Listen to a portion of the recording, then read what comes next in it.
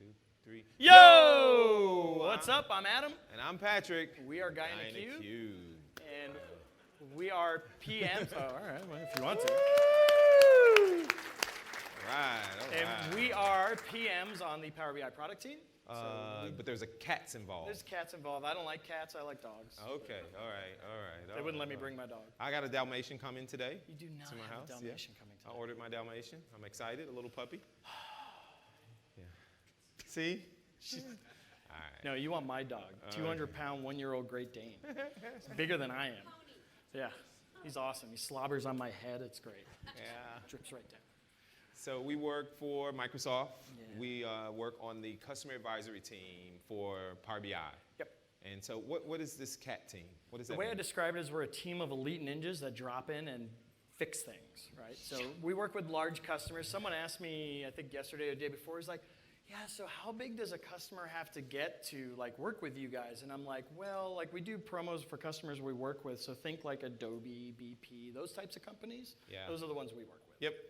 It's pretty cool. It's fun. And this talk is actually based on a customer engagement that we had. Yep. It was a very specific scenario that they wanted to involve. Should we just get into it? Well, you may think that we're making this like we just made this up for the talk. This was a real thing. This was a real thing. Absolute real thing. So this is not made up. Nope. And we're gonna talk about a lot of stuff. Adam makes up a lot of stuff. This is not made up. Yeah. All right. So all this stuff, this is what we're going through today. Boom, So boom, get boom, ready. boom, boom. 60 minutes. Wait. Oh yeah, we have Power Apps on there. Yeah? Yeah. So it's bananas. It's bananas. It's bananas. All right? All right. It's bananas. It's bananas. All right, I don't like this clicker. All right. There we go. So what's the Power Platform?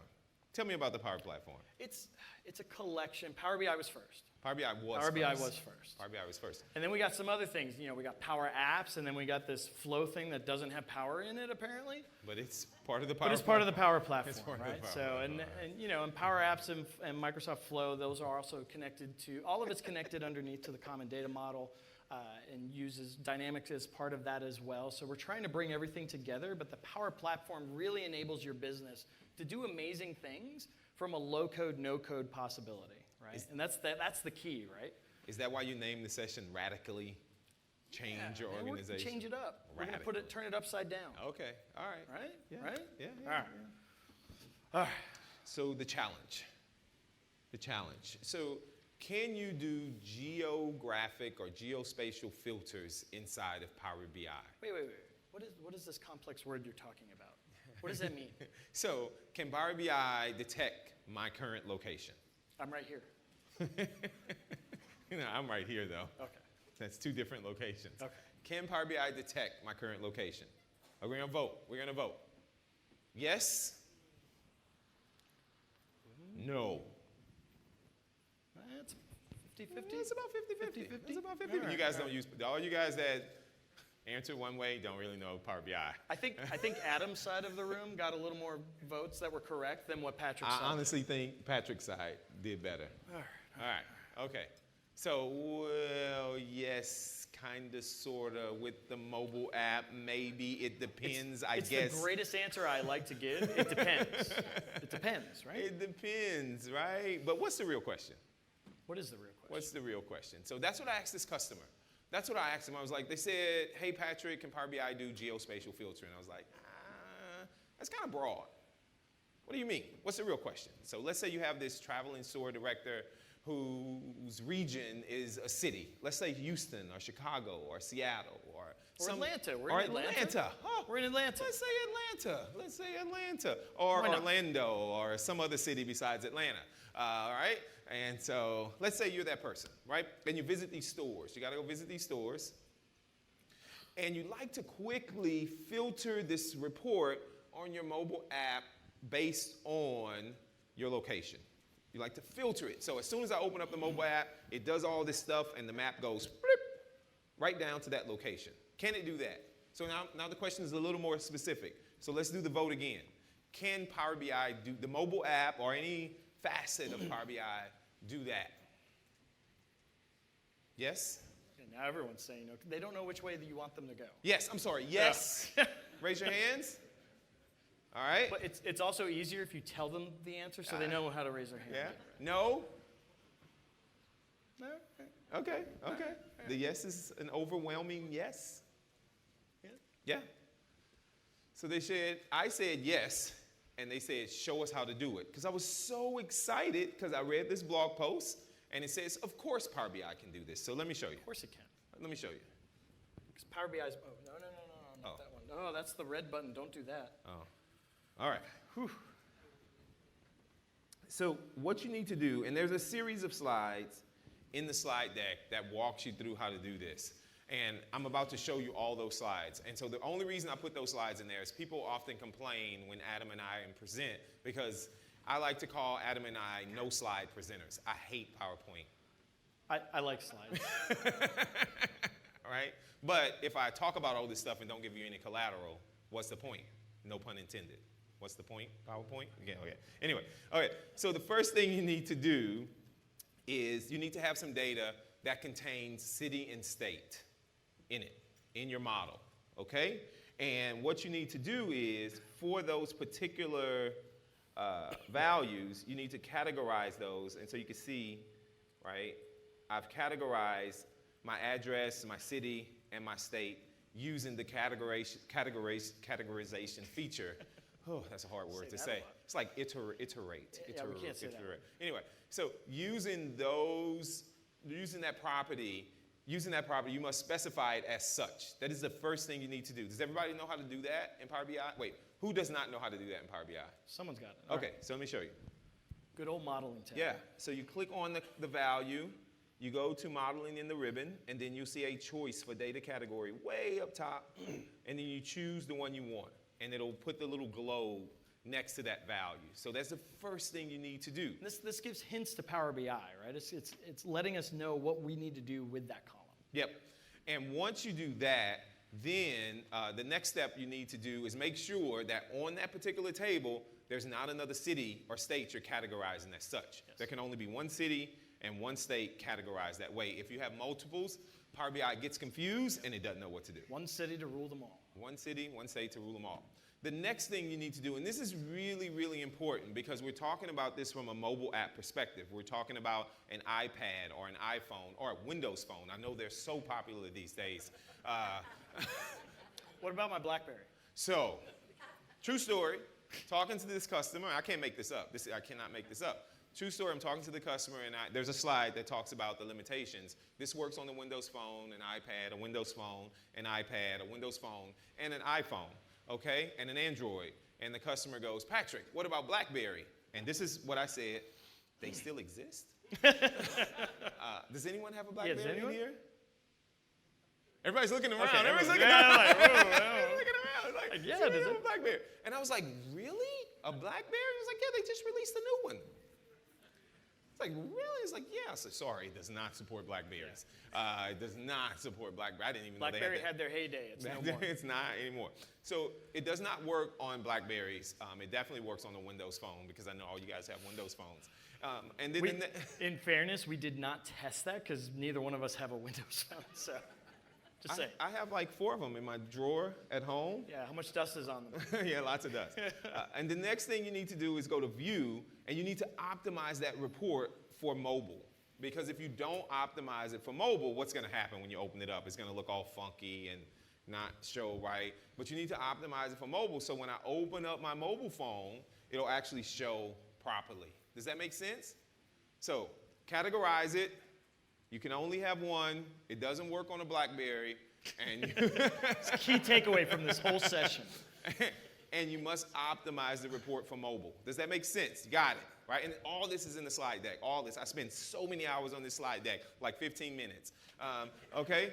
And so once you do that, you publish your report out and watch what's going to happen. You guys have to see this. This is magic. It's so magical. It's so magical, right? And then his Surface Book blue screened. No, it did not. Oh. Don't say that. Please don't say that. All right. All right. Patrick's had enough stress between last night and this morning. So please don't say that. He's actually in a much better mood in this, not nude. He's in a much better mood in this session than he was in the last one. He was a little. Here we go. Hang on one second. He had a thing in the last session. Okay, I'm gonna have to, just give me 1 second. 1 second. Because you have to see this. I want to show this from a phone It's the Surface Book, perspective. Right? Just chill it. So there's a little app that I downloaded called Lonely Screen, and it's free. They keep asking me to give them money. Is that because you're lonely? I am a lonely guy in a cube. And so they keep asking me for money, and I keep saying maybe later. And so I keep telling Adam to use the credit card and buy it for me, but he won't do it. And then you go to your Power BI mobile app, and you connect to the tenant where you deploy the report. So you publish the report out, and I'm going to go to reports. Hey, let me go back to that, find the workspace called Power Platform, and I go back to my report, and I go Geofilter. And I was so excited. This was the first attempt. This was the first attempt. And so I was on the phone with the customer. Come on. I was on the phone with the customer, and I opened it up, and it had all these little dots on the map. So imagine a report consumer, a manager, trying to figure out, okay, wait a minute. Pat, that doesn't work, man. I got so many stores I got to go to. But I told this guy, I was like, your store is 67. He's like, 67? Wait a minute. And he's scrolling through this list. That does not work. He's like, I'm scrolling. He goes, oh, 67, right? And he clicks it, he touches it. Then you accidentally clicked 66. Oh, he's got to have some very precise fingers like me. And so I click it, and there's a little drill through capability, and you can drill, and you can see your store details. I was like, bam. Done. I was like, bam. That's it. You're a master. You're a master. Drop the mic. Right? And they were like, no. Hang on. No. They were like, hang on. Go back to the other one. We need to skip ahead. Which? To the that's cute. Way. Yeah, right there. This one? Click that one. Let's see. No, that last one right there. Yeah. This one? Yeah. And so this is what they said. I was so proud of myself. They said, that's cute, Patrick. That's cute. Your little toy that you created for us. But there could be hundreds of stores. This is a global company. It's a global company. This is a big company. Yes. There could be hundreds of stores in the city. And you expect my manager to scroll up and down, memorize store numbers, and find it. And then Patrick's sitting there going like, yeah. Yeah. Right? Switch back. But I said, but wait. Wait, guys. Wait. Look at this. So if you pull down on the mobile app and you click the ellipsis, there's a little option there at the bottom that says Geofilter. So if I click Geofilter, you can say, hey, all locations, or only in Georgia, or only in Atlanta. And so Atlanta wasn't in my list right there. Let's see here. Let's go again.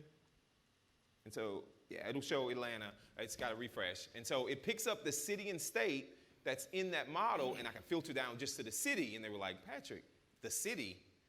It's hundreds of stores in the city. This is your Geofilter? This is the Geofilter that's built into Power BI Mobile. It picks up the city and the state, and that's it. So imagine if you're a mobile employee and you show up in Seattle or Houston, right? And there's hundreds of stores, and I choose Houston, and all those little dots are there. What do? How do you find the one that's close? You can zoom in on the map. Call Patrick. And I tell them, you're at store 67. You're at store, scroll down the list, find 67, and drill. They were like, that's not going to work, Patrick. That's not going to work. Also, Patrick doesn't scale. Patrick doesn't scale. It's only one Patrick, right? And so I said, okay, you got me. It doesn't work. And they said, well, how do we capture my location? How do we find where I am? I want the longitude and latitude of where my feet are right now, or at least really close to it. So I thought about it. I honestly thought about this. I thought. I went and took a shower, because I like to take showers. That's where I do my best thinking. And I was in the shower, and I was watching. There's many showers in this story, by the way. I was like, holy smokes, Flow. We have Microsoft Flow. How many of you guys heard of Flow? All right. How many use Flow? Is there anyone here, I need to say this right now because I may offend some Flow people. Is there anyone here from the Flow team? The product team. The product team. No, we're good. Okay, great. We're good. Okay, I can see what I want to say. All right, perfect. Okay, perfect. Are they recording this? Not that you know of. Okay, perfect. I can say whatever I want to say. So I call my buddy up. I have a friend of mine. His name is John Levesk. Levesk. You guys know Everyone knows John. John. He's the Pacific Northwest Flow something like that on Twitter. No, he changed it. Oh, he changed it. Okay, so Just he's John not Levesk. that good of a friend of mine, obviously, because he didn't tell me he changed his Twitter handle. I called him up, and I was like, John, I need a way to capture my longitude and latitude. He's like, use a flow button. It's like, a flow button? It's a flow button, right? And so basically, you can go into Flow and create a flow button that when you press that button from your mobile device, as long as you have location services enabled, it will capture lots of details about your geo, city, state, longitude, latitude, all this bananas information. I'm thinking to myself, I'm about to turn geo services off because somebody is following me, right? And so what happened was, let me show you this. So you go out to flow.microsoft.com. I thought I already had this open. My apologies. Because this is going to be slow. Slow flow. Slow flow. Get signed in because I have to connect to I have to use my hotspot on my phone because they blocked the Lonely app here. I wonder why. All right. Because they're not so lonely. And so I created this flow button. Let me show. I have to show you this. And basically, This is amazing. it's amazing. So you create this button. When you create the flow, a search box pops up. You type button, and it'll appear. I'm writing this to a SQL server. And so I wrote a CRUD stored procedure that basically says it captures my email address also. I'm not sure how it does that, but it captures my email address. And I wrote a stored procedure that says if this email address exists in the table already, just update the row, right? So update my longitude and latitude. If it does not exist, just insert a new row. Make sense? Right? Just a CRUD swap, because I just want to keep one row for that particular person. And so I wrote this flow, and then I connected it up. And you can see here, I call set my location store procedure, and this is just a subset of the fields that button will capture in whenever I press the flow button. Does that make sense?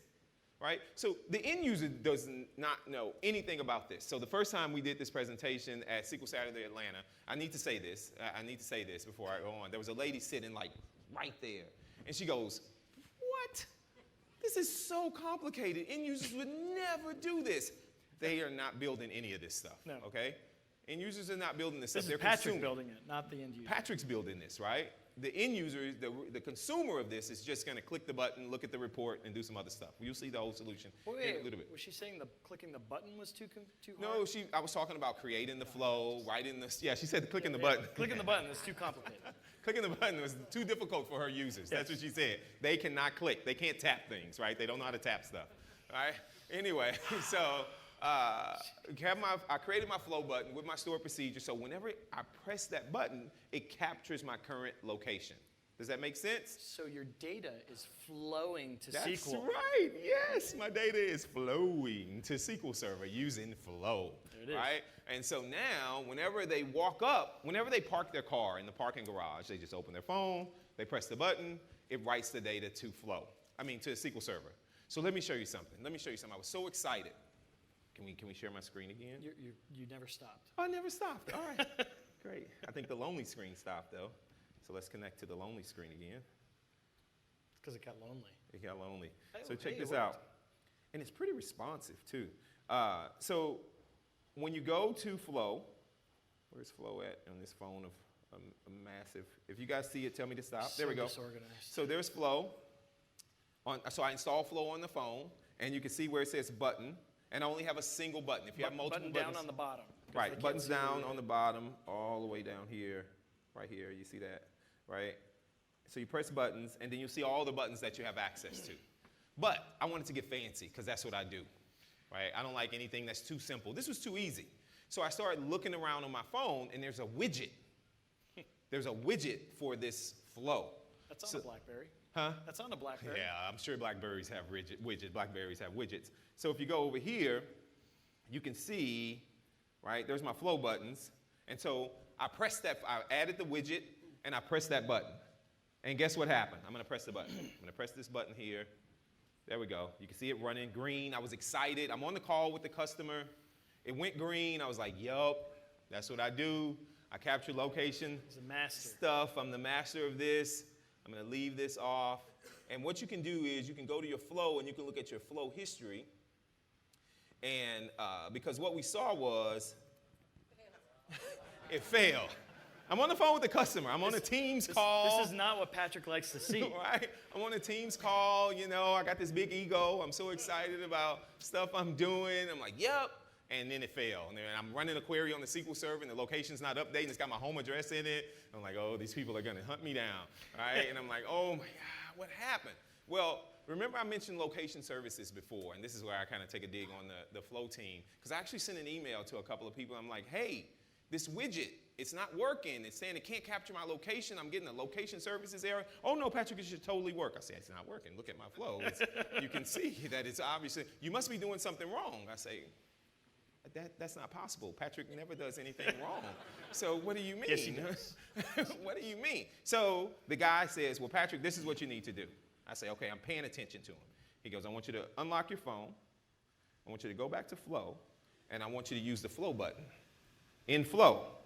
I go, okay, but wait, I don't want to use the flow button in flow. I want to use the widget. It's easier to access. I can pin it. He goes, yeah, don't use that right now. I say, but that doesn't solve my problem. It doesn't work. He goes, no. Yeah, we know it doesn't work. I said, you just said it worked. It doesn't work. So anyway, long conversation. The widget does not pick up location services yet, and they know, and they're trying to fix it. So use the button in flow to work. And now if we go back, now if this doesn't work, I don't know why it's not working. And I don't know if you explored this a little bit, but Yeah. I think you can also save the button to like an icon on like your main. I didn't try that. Okay. I think that may be a possibility too. And so I don't know. now you I can don't see clearly any heads shaking, so maybe. somebody say yes, you can do that? Yes. Yeah. Okay. And so now you can clearly see that it succeeded and it captured my current location that I'm at right now. That made for a happy Patrick. I was so happy. I was so happy. He called me up and he's like, "Oh, Adam." No, I was happy. So you guys following me? All right. Yes? Is this overly complicated for us? It's easy, right? It's a piece of cake. We're not going to show you the store procedure. No, I'm not going to show you the store procedure. That is proprietary secrets right there. It's proprietary. It took me 16 days to write that store procedure. After that was a about different 14 store showers. procedure. That's 14 showers. I took 14 showers trying to figure it out. Yeah, by the way, when the failed happened, that's when he went back to the shower. I went back to the shower. I was stuck. Can you go back to the slide? Yeah. So we got that working. I was capturing it, capturing all down. I'm going to show you phase 2 in a little bit. And so once we got that working, I went back to them and I showed them this, and they were like, but Patrick, we got another problem here. So I said, look, this works because it's all imported. Everything was in import mode in Power BI. Does everybody know what that means, import mode in Power BI? So everything was cached up into my data model. Right, which means you have to refresh it. Which means I have to refresh that data model. Now, for one single person, that works. What would happen if everyone in this room tried to refresh the same data set? Who wins? Whose data gets into the data model? I win. You win. I win. We don't know, right? Maybe the first person that kicks the refresh off, but then if it finishes and somebody else does it again, it never stops refreshing. It can be an endless cycle or endless loop. Or you get the error that says, hey, someone else is refreshing right now. Yeah, So. that's right. So they said, Patrick, how do you solve that problem? And so I said, well, you can use Flow, you can use REST API, you can use that. And they said, but for one person. We can trigger the refresh with these options. One person can do this, but again, that's cute, Patrick. That's so cute. We have hundreds of stores in a single city. You think we have one director for the whole country? No. This is what we have. This required you to go take another shower? I took several showers during this process because I had to think about this, right? So I have a problem. I have a huge problem. And I was stuck. And that's when I went back to the shower. Yep. And I started washing up, and I'm trying to figure out, how do I solve this problem? How do I mitigate this? Because there's all of these people are sales directors that's traveling about the world. So how do we make sure that the proper data is getting into the model? You guys have ideas? Think about it. Just think about it. I want you to just... Yeah. I didn't say the answer. This is my presentation. All right, yeah. All right, keep going. And so the third attempt came, and we started talking about some really complex things, right? Yes. Not that complex. It's a little complex. A little complex. All right, so how many in here have heard of composite models? I'm trying to catch myself because I hear people as composite. I can't even say it anymore now. All right. So what we did is this concept of direct query and import, and I know the screen, you can't see me. This concept of import and direct query. Before composite models, if we did import, we could only do import. If we did direct query, we could only do direct query. But the beauty of composite models is that we can do both now together. We can live in harmony. And we like that, right? Yes. So, and it just works magically. There's no issues ever with this. But, you know, there are some implications we got to think about, right? So because we're doing direct query and import, certain trace logs that you may do, so if you're doing like profiler traces or things of that nature, it could reveal some information. Maybe you don't want that to happen. There's performance also. Direct query is, people come up to me and they're like, Adam, I got this performance issue. I'm like, okay, let me guess, you're using direct query. How did you know? We get a few calls on this. So it's really bound by the performance of your back end. So SQL Server, whatever you're going to. I know everyone in here uses SQL Server, so that's okay. The number one relational database in the world. Oh, wait, we're using Access? Number 2. Access is number 3. All right, we can't do direct query to Access. So, but typically people's relational databases aren't set up in a way that's performant for direct query, but also, even if it is, if there's a lot of data or whatnot, it's going to be a slower response than what you would get with import. So that's something to consider about. You can't use live connections with composite models. It doesn't exist yet. Everyone asks for it. Hopefully it'll come down the road. But I can do it in paginated reports. I'm just saying. Go back to your bear, buddy. There's also limitations with direct query. So it doesn't support all the capabilities of DAX, so you're limited like time intelligence functions. And so you may get some issues with using direct query. The bottom line of this is if you go this route, make sure you test it, right? Test it. Don't just throw it out there and say, oh, don't be Patrick. Throw it out there. Oh, I'm brilliant. Don't do that. You got to test it. Test it before you throw it out there. Yep. All right.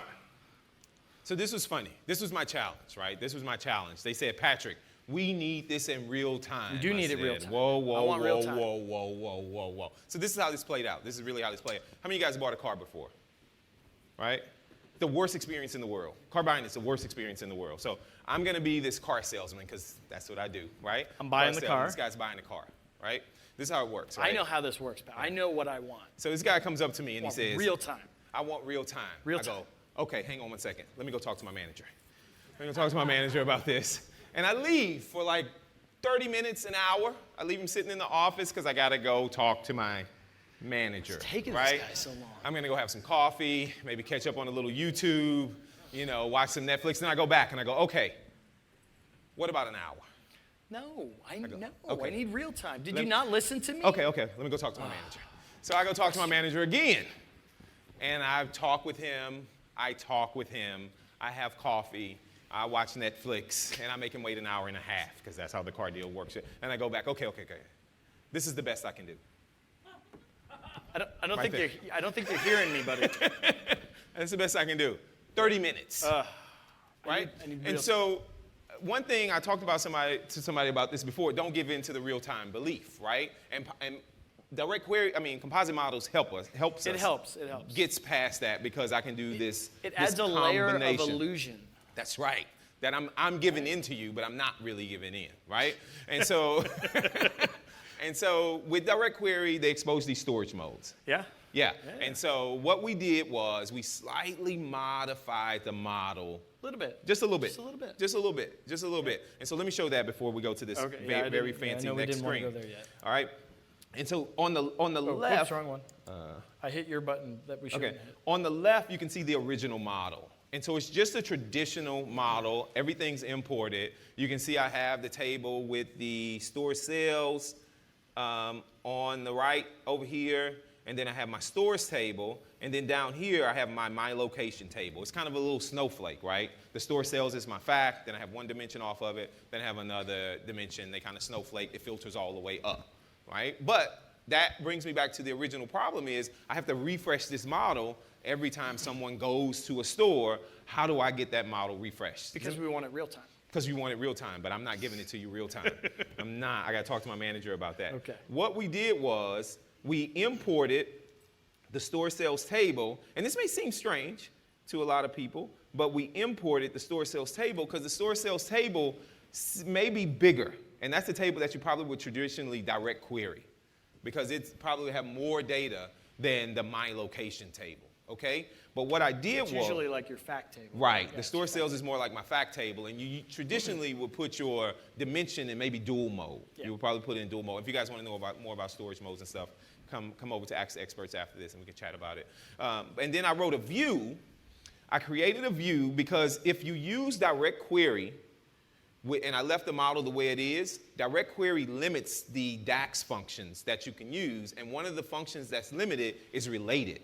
Because I needed to use related to get my longitude and latitude, my current longitude and latitude, so I can create a DAX expression to look at the store's longitude and latitude to calculate miles, right? The distance I am from the stores. And you'll see where I'm going with this. We got to do some math. So we had to do some math, right? Some serious serious math. It's hard math. And so I created a view that actually joined my location to my stores because fortunately they had an email address on their stores table and I had an email address on my location table, so I created a view that joined them together, and every store that I had access to also had my location on it, and I was able to write a DAX expression that created how far I am from that store in miles. Does that make sense? So let's show them the DAX expression. That's beautiful. Yeah, let's show them the DAX expression. Are you sure? Yeah, because I'm a genius. Sure? Yeah, I'm a genius. All right. I didn't even know if you guys knew I'm There a we go. mathematician. And so I wrote this. You did not write this. Yeah, I took a shower, and after I got out the shower, it came to me in a vision during the shower. Actually, we do, because we're not lazy, we're efficient. Very efficient. We copied and pasted. No, I one-handed this on my keyboard. Right. I wrote it just like Yeah, that. Control A. Control A. So please don't ask me about the math. Actually, someone on our team, his name is Phil Seamark, wrote a blog post about this. I quickly copied and pasted it in, and I replaced his columns with my longitude and latitude columns. And I believe in the blog, he also said, don't ask me about the He math. said, don't ask him about the math. And he did it in kilometers because he lives in New Zealand. Not and the U.S. It's just not U.S. Right, and we live in the United States, and We live obviously in I did it US. in miles. Yes. The first time I did this presentation, I said, don't ask me about the math. This lady came up afterwards, and she said, She I'm about to educated explain us. this math to you. I was like, what? Okay, you And can she try. and she proceeded to explain about the circumference of the earth and cosine and everything else. And I was like, wait, 1 second, 1 second. I'm going to have a beer now, okay?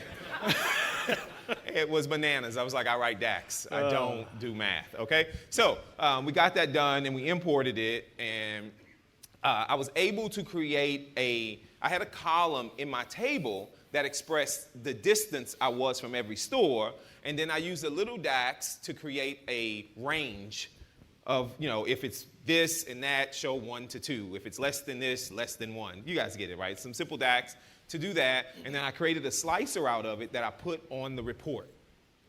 Are you guys following me? Did I lose anyone? You following Everyone's me? good. All right. And so The golden question. the golden question is, Composite models, does it require premium? Show of hands, does composite models require premium? Yes? yes?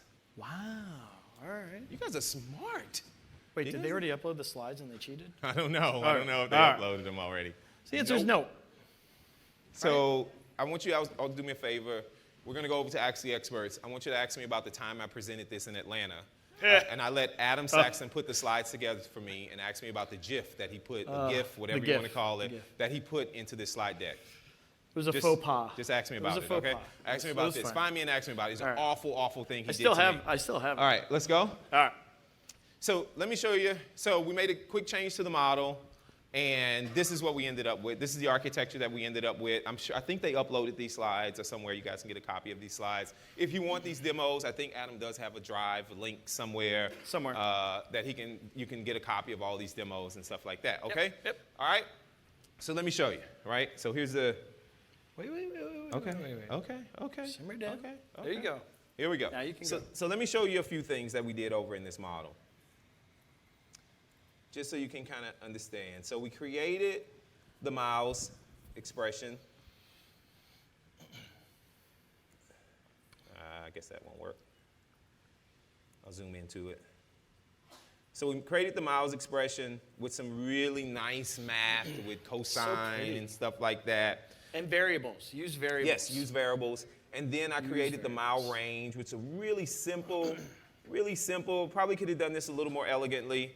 And so I will say this, and the lady made this point in the session when I did this. She was like, so I have to do this. I was like, no, you can create a table. You can persist this to your own table, so you can have all this stuff. And you can do this calculation back on the SQL Server or whatever the source is. There's more than one way to do this. I did it here because this is what I do DAX, right? This is what I do.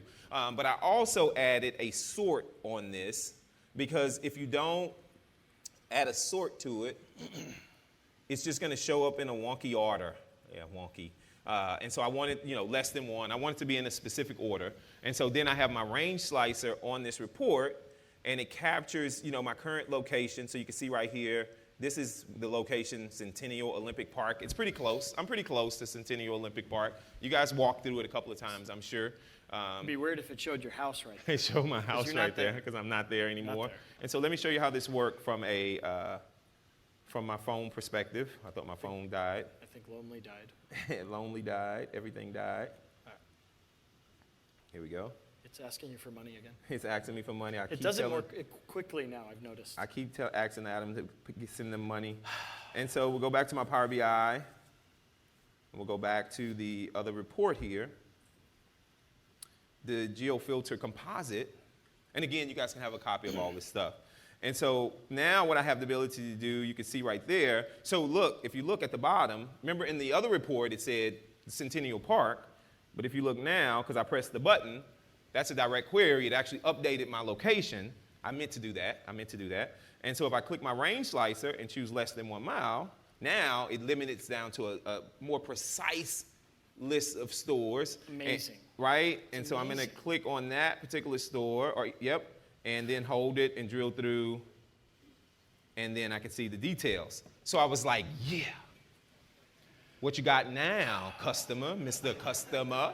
But Patrick, that's cute. That's exactly it's a little cute. Said. Switch over. We got a problem. This is exactly what we got to adjust some data here. My manager's got to do some work. And I said, wait a minute. That wasn't in the original scope of this project. We're going to have to charge you more money for this. You're going to have to say, no, sir. You work for Microsoft. You're not an MCS. You're not a consultant. You work for the CAT team. We don't pay you. You're free. I was like, interesting, okay? This is what they said. They said, hey, we need to have the ability, when I'm sitting with a manager, I've looked at the map, I've looked at their information, I'm sitting with Stephanie, who's in the front row, and I'm talking to Stephanie. I'm going to pick on Stephanie a little bit. I'm sitting with Stephanie, and I'm in her store chatting with her about her quota and things like that. Stephanie, she's new to sales somehow. She got a job as a manager without ever working in any type of retail store before because she's wonderful. She's really smart. And Stephanie got this job, and I'm chatting with her, and I really like this job. I'm a value asset to your organization, and I would really like to keep my job. Is there anything we can do with the quota?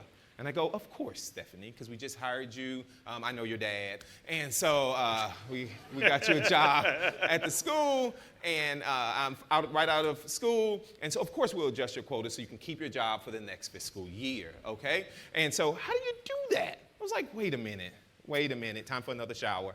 So I went back, and I started taking a shower. I was washing up, because can you write back, and don't answer it if you know the answer, can you write back to your data model and have your report refresh in Power BI? Oh, I know. You know. Tell me. Yes. Yes, you can. Yes, you can with Power Apps. How many of you guys use Power Apps? How many of you guys think it's really easy to create a Power App? We need to talk after this session. Let's chat it up. You must be on the Power Apps team. Okay, let me ask you this question. Is there anyone from the Power Apps team here? Okay, no, good. All right.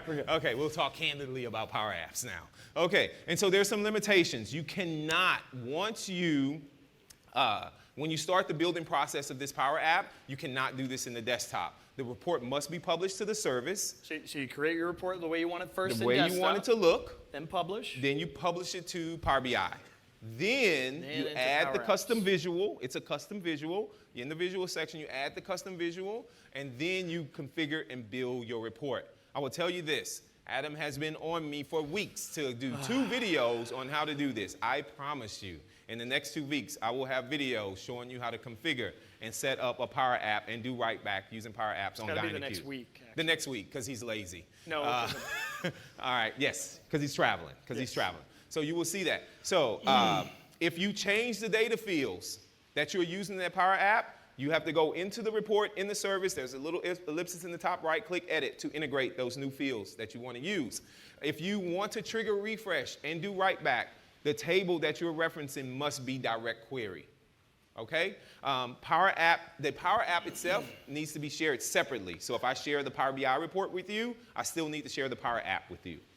That's why I put all this stuff in slides. That's why I put it here, right? Because it's hard to memorize, and I'm still reading the slide, all right? This is not supported in Power BI Report Server, Power BI Mobile App, or the famous Internet Explorer. Wait. You were just saying I need to use the mobile app to do all this stuff, but you're saying it's not supported. It's not supported in the mobile app. Remember, you're not paying attention. He never pays attention when I talk. He never pays attention, right? This is when I'm sitting in the store, I have my laptop open, and I'm looking at the report on my laptop. I'm no longer on my mobile device. Not a Surface Book. I'm not. Yes, I am on a very, very fine Surface Book. Okay? All right. Next slide. Well, it's a demo. Okay. Oh. Yeah. Oh, man, we're ahead of schedule. We are. Okay. For once. So maybe I will show you how it works. So let me show you first the report that I created.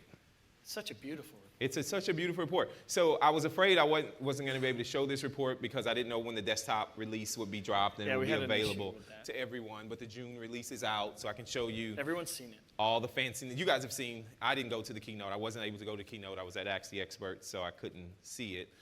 But hang on a second. This opens. Does anybody have any questions while this opens up? Yes, sir. I got a question. Yeah, so could you touch a little more on how you overcame that related issue, or related doesn't work? Sure. So what I did was, instead of having 2 separate tables for the related, I created a view and put both of them. I denormalized. You flattened I denormalized. Good question. So the question was, how did I overcome the limitations of direct query when you're going across tables? So I just flattened the table a little bit. All right. Any other questions? All right. Oh, yes, way in the back.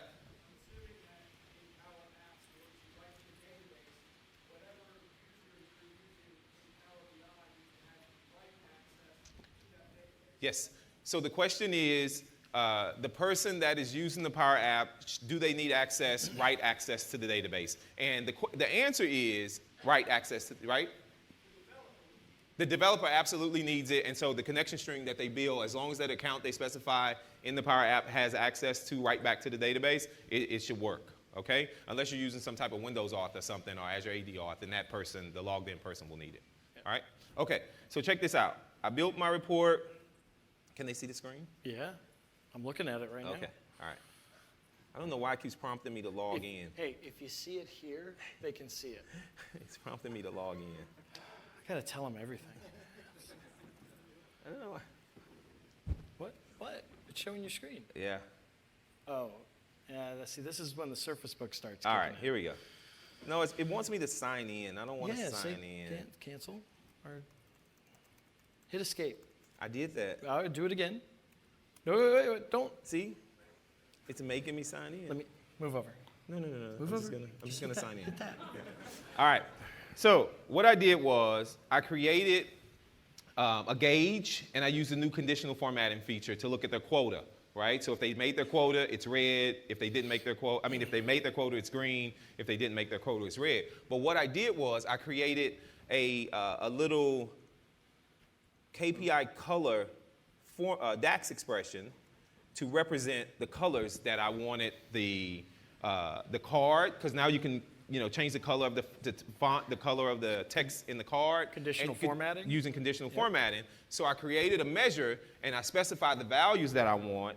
And then for either the card or the gauge here, if you go to the formatter and you choose data colors and you hover over it, and I'm going to go to conditional formatting. Wait, do that again. You got to zoom in on that.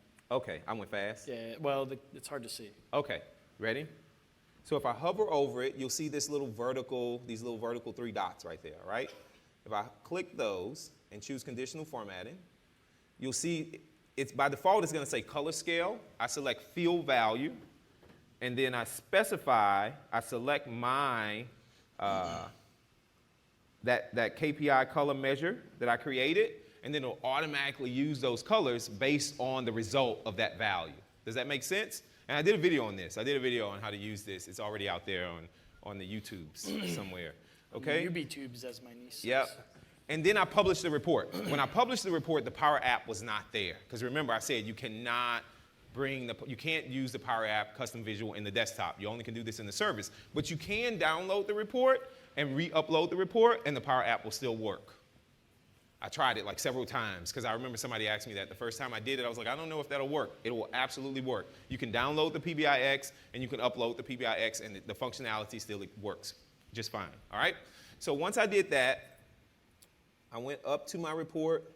So I'm the manager now. I'm sitting here talking to Stephanie. And I'm on my new report here, and I gave the manager a search box here so they can search for store 74. If I click store 74, you can clearly see our fiscal year is ending at the end of the month. Stephanie is not going to sell $3 million worth of widgets in the next 20 days, right? And that's not working days. That's including her working on Saturdays and Sundays. So she's clearly not going to make it, right? But if you notice, right, if I uncheck this, the Power App adjusts based on my selection in the report, right? So this depends on your data model, how you have your data model set up. So I'm going to choose this store. I'm going to edit. It's time to set Stephanie's quota. Right now, her current sales are $23 million. I want to make sure she makes her quota. I'm going to do everything I can to make sure she makes her quota. This is data quality right here. Right there. This is it, just for you. You did 2. That's right. So I'm making sure she makes her quota. All right. I'm going to set your quota at $2.70, right? No, you can set it at whatever you want. There is a function for you guys that are new to Power Apps like me. I'm going to show this because I have time. The very first time I did this, I actually did some typical Microsoft smoke and mirrors in Atlanta. I will admit it was absolutely smoke and mirrors. There was also a shower involved. There was 3 showers involved in this one. The very first time I did this, when you set up your Power App and you click Save, it just inserts a new row by default, okay? There's a function called Patch that you can use. If you use Patch, you can find a row. You just need to identify the row, and in my case, it's the store ID, and then it'll do an update for you using this patch function, okay? If you don't use patches, just insert new rows. So I wrote this T-SQL with having and group by, so no matter how many rows it inserted, always pick the last one, right? It was smoke and mirrors, but I fixed that. And so if I press my check. Good job. Thank you so much. All right. And if we wait, boom. Bam, it wrote back to Good job, Stephanie. I'll get more applause than that. Jeez. All right. So they're clapping for you, Stephanie. It wrote back to the database. Stephanie's going to keep her job because she's $23 million over her quota.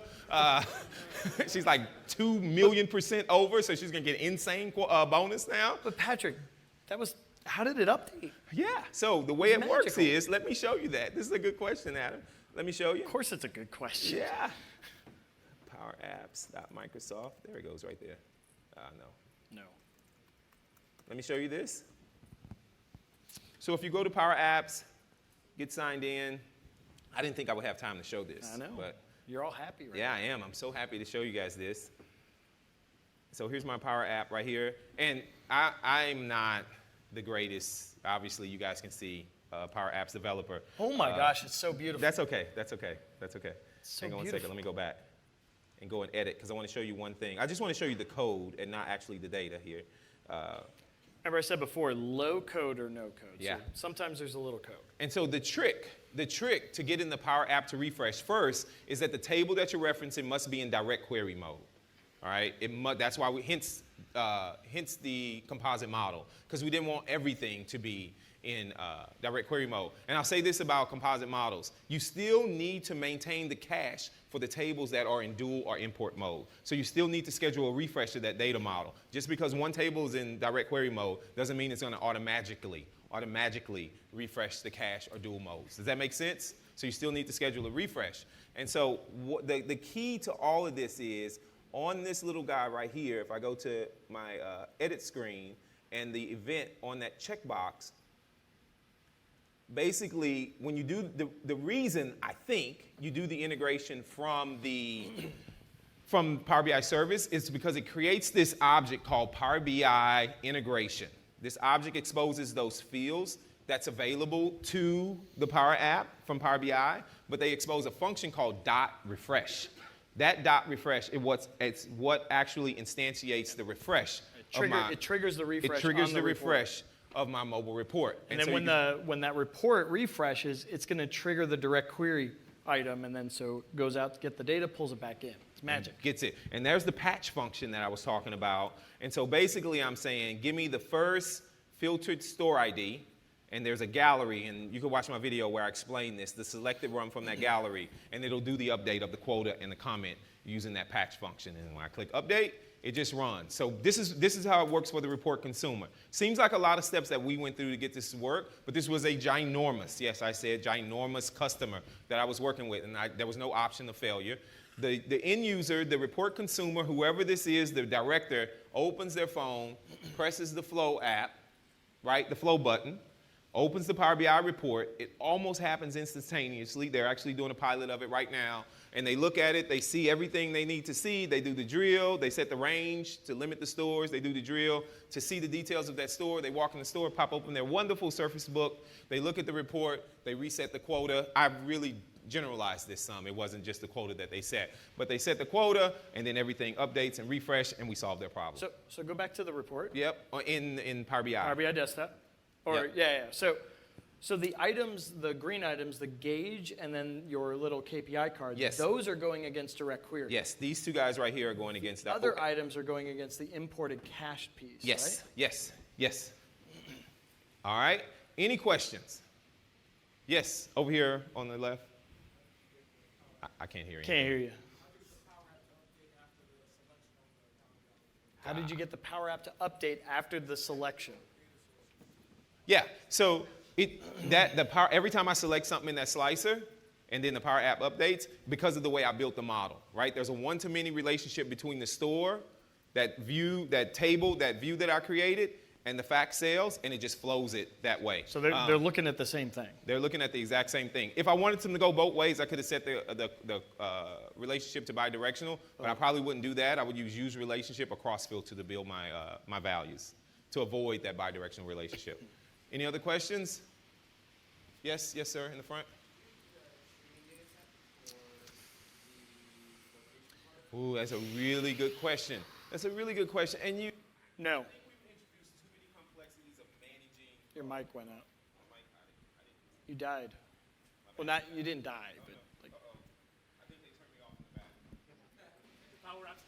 The Power Apps turned me off. Oh, I'm back. There you are. I would say no. I haven't tested that, but I'm gonna say no because the way you have to turn on historical analysis to connect to it and modify it, and it's gonna capture that data. And also the way that to, historical is tracked too, it gets a little wonky. It's not gonna update. It's a just gonna technical add a term. new row.